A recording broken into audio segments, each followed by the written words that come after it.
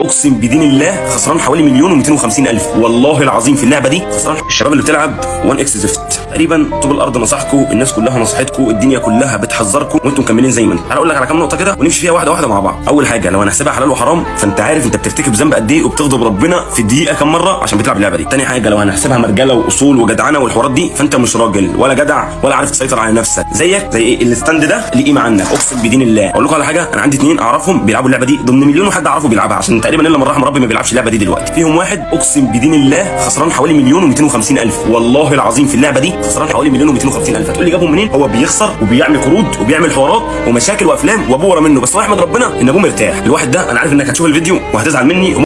طبعا يا جماعة الشاب ده كلامه مظبوط 100%. والله يا جماعة ان برضو كذا حد كلمني، والله يا جماعة ان ناس اتدينت وناس هتتسجن وناس اتبهدلت وناس اتشردت